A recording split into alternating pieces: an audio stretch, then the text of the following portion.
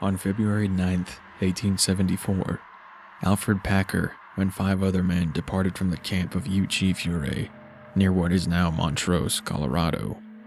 They were resuming a trek that had begun several months earlier in Provo, Utah, hoping to reach newly discovered gold prospects in Breckenridge, Colorado.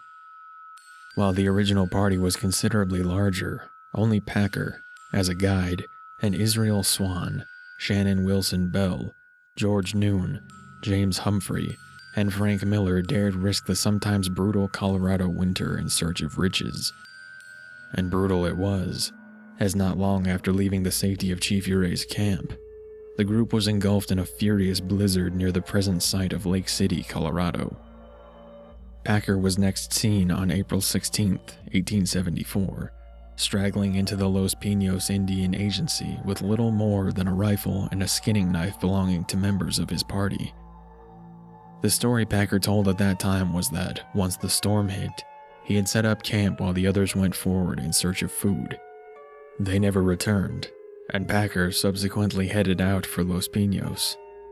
After recovering, Packer left for Sawash, Colorado, where by some accounts he suddenly became a big spender at the local saloon. Unfortunately for Packer, in Sawash he encountered several men from the original Provo group who were dubious about his version of the story. Indian agent Charles Adams took Packer back to Los Pinos for questioning about the matter, and on May 8, 1874, extracted the first of Packard's 2 conflicting confessions. According to Packer, Israel Swan had died, and the others, being without food, had eaten him. Subsequently, 3 others had died from exposure and starvation.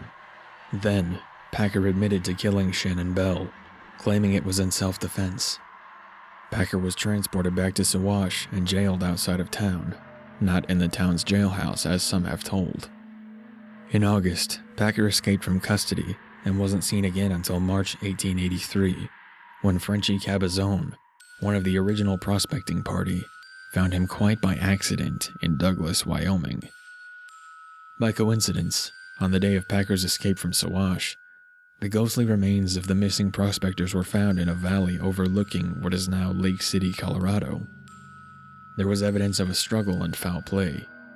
The gravesite is now marked and fenced as a tribute to the murdered men. In March 1883, Packer was taken to Denver, Colorado, and questioned again about the incident. In his second confession, Packer stuck with his original claim of self-defense, but admitted to stealing the rifle and $70 in cash from the dead men. Packer was charged with the murder of Israel Swan, the first to die, and was taken to Lake City for trial.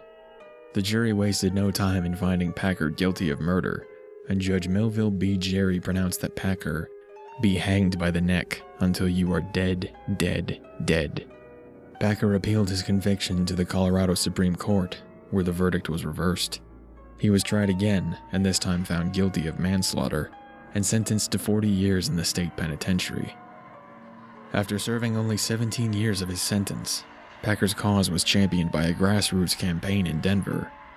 In 1901, Governor Charles S. Thomas granted Packer's parole request.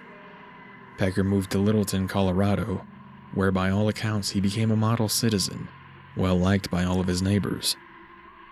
He died of natural causes on April 23, 1907, and was buried with military funeral in Littleton Cemetery.